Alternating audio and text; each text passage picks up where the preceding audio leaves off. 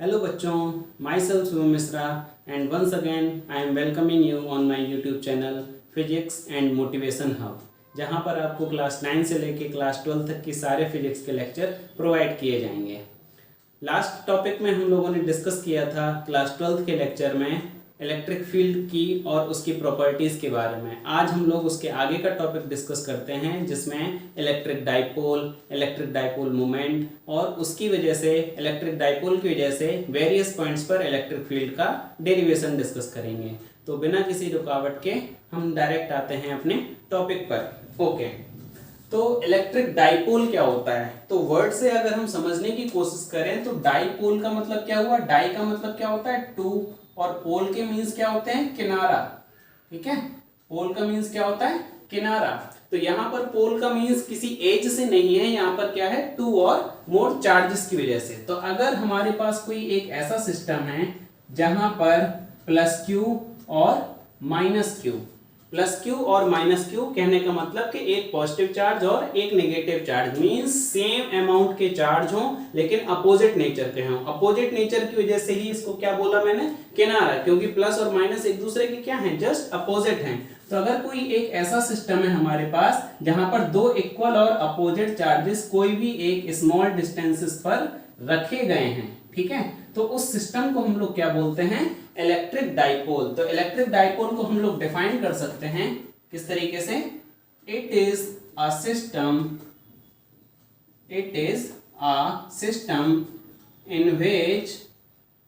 In which two equal and opposite charges are placed at small distance. Such system is known as the electric dipole. ठीक है, electric dipole के हमारे examples हैं, जैसे हमारा क्या है? H2O है या फिर NH3 है। ठीक है, means and all polar molecules. तो जो हमारे पोलर मॉलिक्यूल्स होते हैं, केमिस्ट्री में आप लोगों ने पढ़ा होगा polar bonds, non polar bonds, polar covalent compound, non polar covalent compound. Polar covalent compound क्या होते हैं? जिसमें दो या दो से ज्यादा डिफरेंट नेचर के एटम्स क्या करते हैं? बॉन्ड फॉर्मेशन में पार्टिसिपेट करते हैं। जैसे H2O है तो यहाँ पर एक हमारा हाइड्रोजन, दो हमारे हाइड्रोजन के पार्टिकल हैं और एक ऑक्सीजन का पार्टिकल है। ठीक है, ऑक्सीजन का एटम है। तो ये दो डिफरेंट नेचर के हमारे एटम जब बॉन्ड बनाते हैं, कंपाउंड बनाते हैं, तो वो हमारे कंपाउंड कहलाते हैं क्या? Polar covalent compound. NH3 है, तीन हाइड्रोजन के एटम है और एक हमारा नाइट्रोजन का एटम है। ठीक है, अगर हम नॉन पोलर कोवेलेंट कंपाउंड की बात करें तो जैसे हमारा H2 है, ठीक है, O2 है, तो ये हमारे क्या हैं? N2 है। तो ये सारे हमारे कैसे हैं? नॉन पोलर है। क्यों? क्योंकि इसमें सिमिलर नेचर के एटम क्या कर रहे हैं? पार्टिसिपेट कर रहे हैं बॉन्ड फॉर्मेशन में। तो जितने भी हमारे पोलर मॉलिक्यूल्स होते हैं वो हमारे सारे कैसे हैं? इलेक्ट्रिक डाइपोल मोमेंट को पजेस करेंगे, एक इलेक्ट्रिक डाइपोल का सिस्टम कैरी आउट करेंगे। ठीक है, तो अगर हम इसके अब आगे की बात करें तो नेक्स्ट है हमारा क्या? Electric dipole moment. Electric dipole moment. ठीक है, थोड़ा सा बाहर बारिश हो रही है तो थोड़ा सा नॉइज हो सकता है आपकी वीडियो में आए, तो थोड़ा सा अवॉइड करने की ट्राई करिएगा। बात कर रहे थे हम लोग इलेक्ट्रिक डाइपोल मोमेंट की। इलेक्ट्रिक डाइपोल मोमेंट का मींस क्या है? The product of any charge, means electric dipole में जो दो हमारे चार्ज रखे हुए हैं प्लस क्यू और माइनस क्यू, दो में से कोई भी चार्ज ले लीजिए, यहां पर हमें मैग्नीट्यूड से मतलब है। The product of any charge and the distance between them, उनके बीच की जो डिस्टेंस होती है उसका अगर हम प्रोडक्ट निकालें किसी भी मैग्नीट्यूड ऑफ चार्ज से, तो जो हमारा निकलता है क्वांटिटी वो हमारी कहलाती है electric dipole moment. Distance between them is called as electric dipole moment. Is called as electric dipole moment. इसको हम लोग डिनोट करते हैं स्मॉल p से, और ये हमारी एक वेक्टर क्वांटिटी है। ठीक है, तो ये हमारा क्या हो गया? Q into 2a। जो हमारी ये बीच की डिस्टेंस मानी जाती है वो क्या मानी जाती है, 2a मानी जाती है। 2a बोल दीजिए या 2r बोल दीजिए, 2l बोल दीजिए, मींस 2 के मल्टीप्लाई में। अगर न्यूमेरिकल में मान लीजिए गिवन है N electric dipole having the separation of 18 centimetre, having the separation of 18 centimetre, तो आप लोग ये 2a के इक्वल रखेंगे। ठीक है, ये 2a की वैल्यू 18 सेंटीमीटर है, ना कि a की या फिर l या r की, जो भी आपने सिंबल यूज किया है। तो P इक्वल टू फॉर्मूला होता है Q into 2a।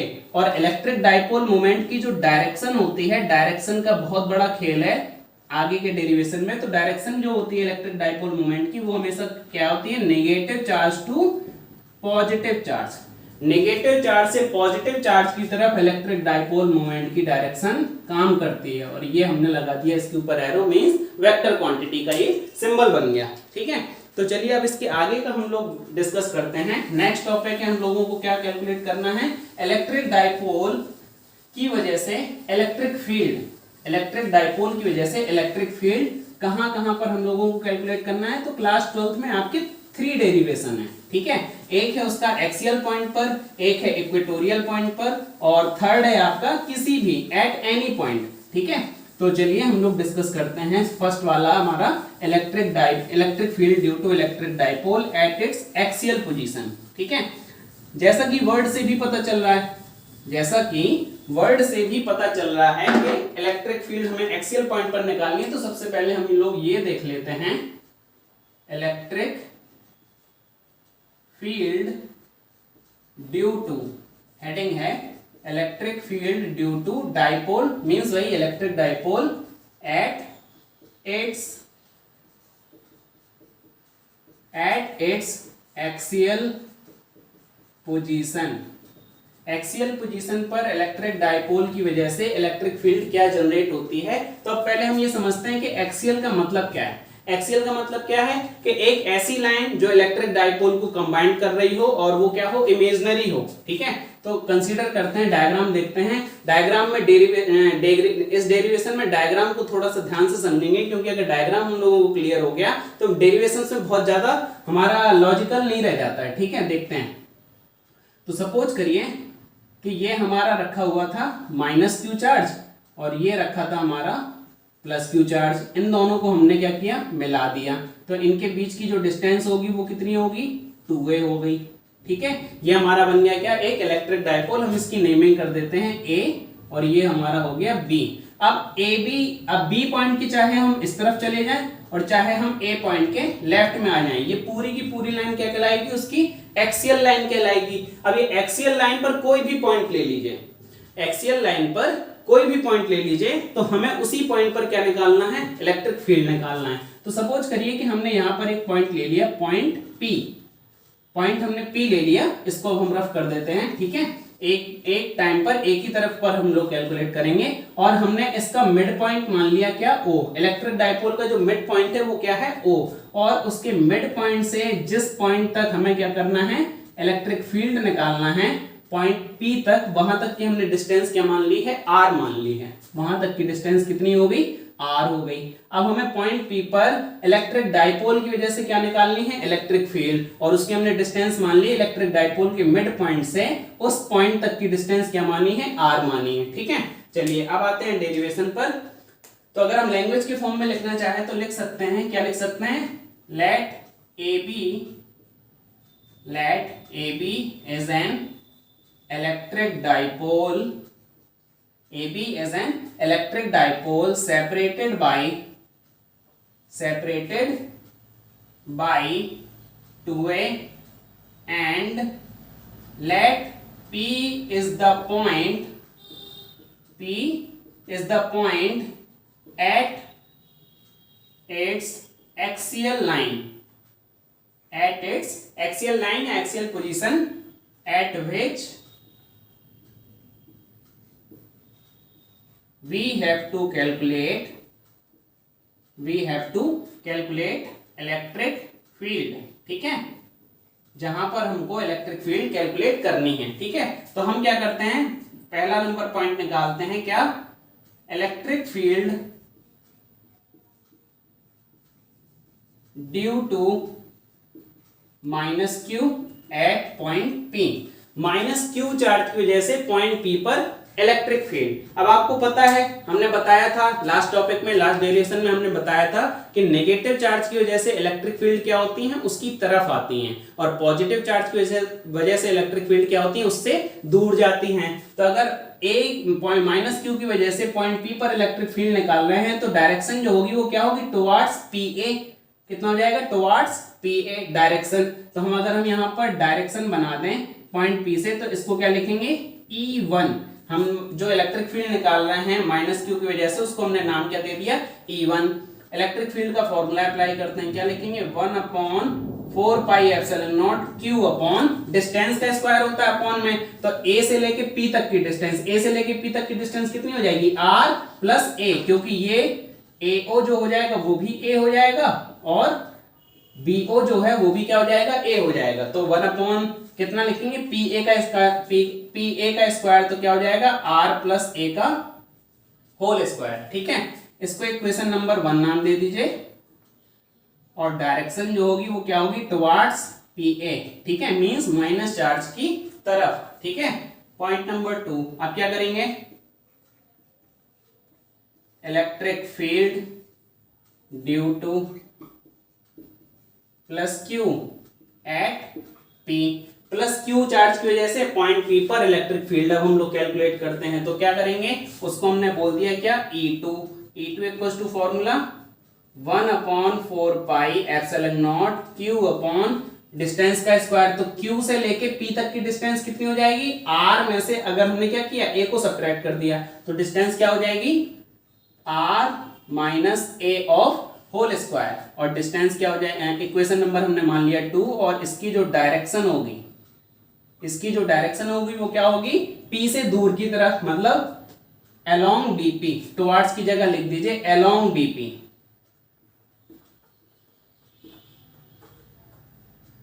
along BP। ठीक है, इक्वेशन नंबर 2 हो गया। अब हमें E2 की डायरेक्शन बना देते हैं, ये डायरेक्शन हो जाएगी इस तरफ, E2।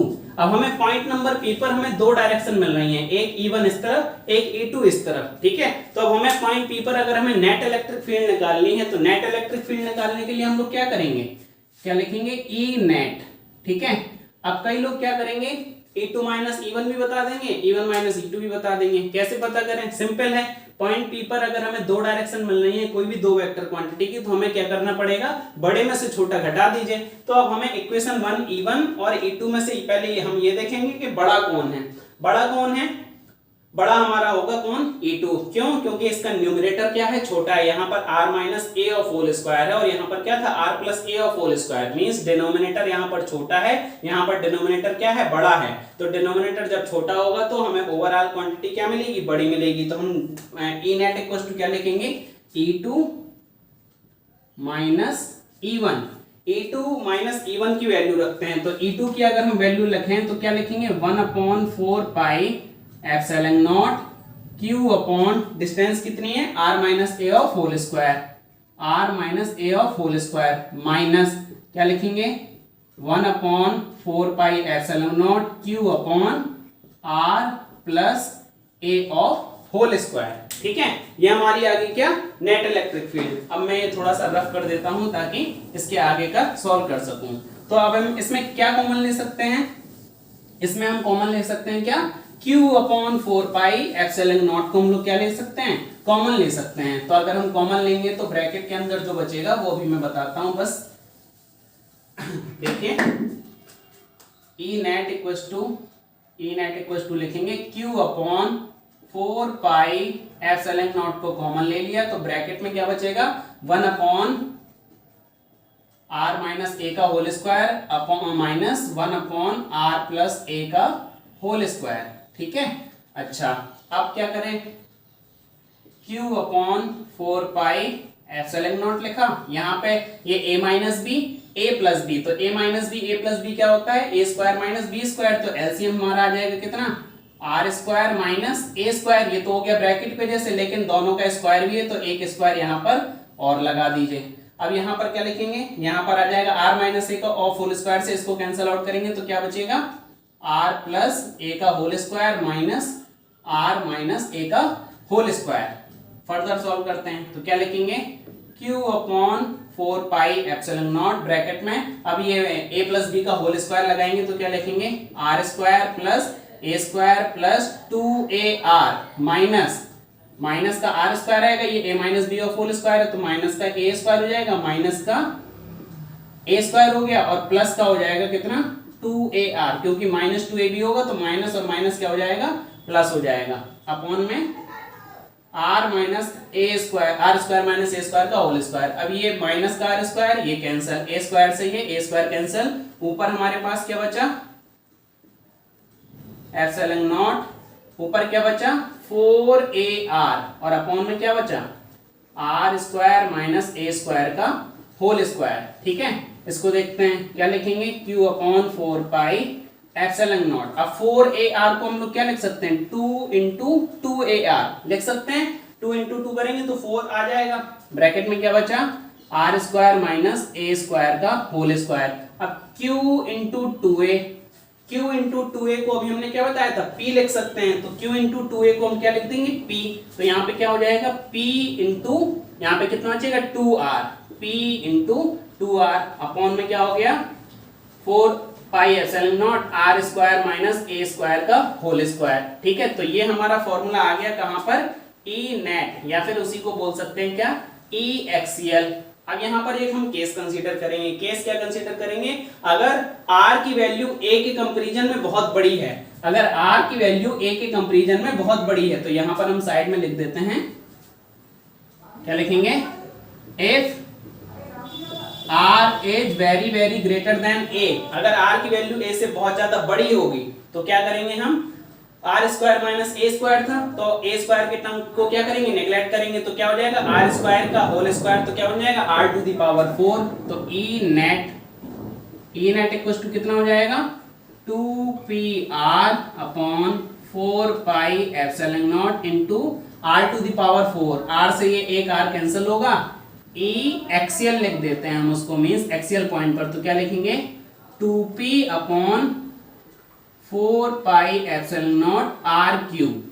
ठीक है, ये हमारा फाइनल फॉर्मूला आ गया किसके लिए, एक्सियल वाली पोजीशन के लिए। ठीक है, एक्सियल पोजीशन पर ये हमारा फाइनल फॉर्मूला हो गया 2p upon 4 pi epsilon naught R cube. अब जो हमारी एक्सियल पर जो नेट इलेक्ट्रिक फील्ड निकली थी उसकी डायरेक्शन किस तरफ होगी, तो हमें क्या पता है, हम बड़े में से छोटे को घटा रहे थे, E2 मींस बड़ा था तो E2 की डायरेक्शन क्या है अलोंग dp, तो इसकी जो डायरेक्शन होगी वो क्या होगी अलोंग dp।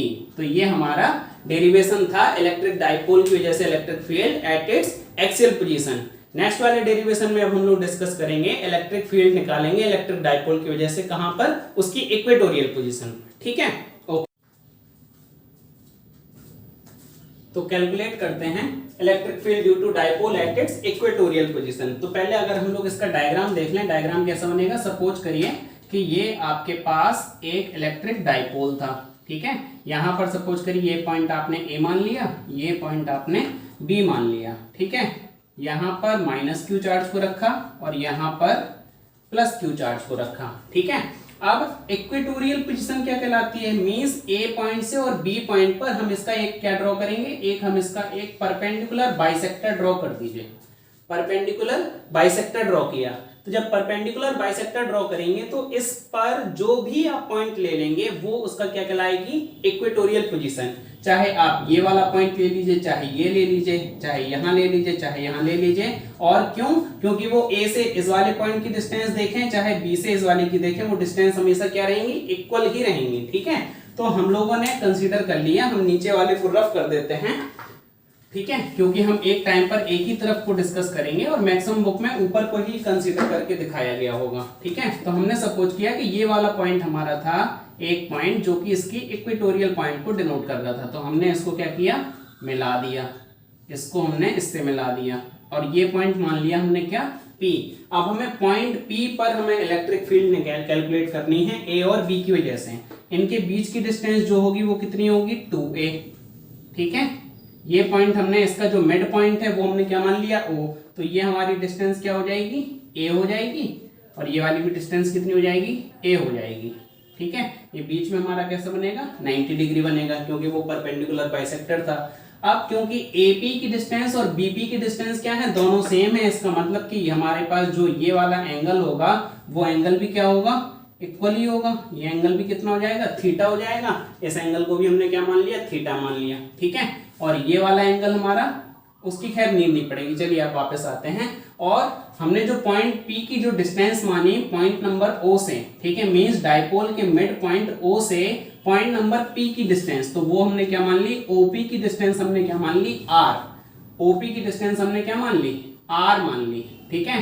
तो अगर अब हम AP की वैल्यू निकालें या फिर BP की वैल्यू निकालें, यहां पर हम क्या लिख सकते हैं, AP इक्वल टू BP, और पाइथागोरस थ्योरम के अकॉर्डिंग वो डिस्टेंस कितनी निकलेगी, पाइथागोरस थ्योरम लगा देंगे तो बेस का स्क्वायर प्लस परपेंडिकुलर का स्क्वायर, मतलब R square plus A square, ये हमारी क्या हो गई, AP, या फिर उसी को बोल दीजिए BP, ठीक है। चलिए कंसीडरेशन लैंग्वेज वैसे ही लिख देंगे, let AB as an electric dipole separated by distance 2a, let P is the point on its equatorial position which is at a distance of R from the mid point of dipole, ठीक है। चलिए अब हम क्या करते हैं, electric field calculate करते हैं। इलेक्ट्रिक फील्ड ड्यू टू, यहां पर भी माइनस क्यू की वजह से पॉइंट नंबर P पर पहले फाइंड करते हैं। माइनस क्यू की वजह से पॉइंट नंबर P पर, तो क्या निकालेंगे, उसको बोल दीजिए क्या हो गया, E1। E1 का फॉर्मूला क्या लिखेंगे, 1/4 पाई epsilon not Q upon distance का स्क्वायर, मींस AP का स्क्वायर। AP का स्क्वायर करेंगे तो ये रूट क्या हो जाएगा, कैंसिल हो जाएगा, R square plus A square हो जाएगा, ठीक है। और उसकी जो डायरेक्शन होगी, क्यों, क्योंकि माइनस क्यू की वजह से इलेक्ट्रिक फील्ड उसकी तरफ आती है, तो डायरेक्शन हमारी क्या होगी, ये हो गई, और उसको हमने बोल दिया क्या हो गया, E1। मींस यहाँ पे डायरेक्शन क्या लिख देंगे,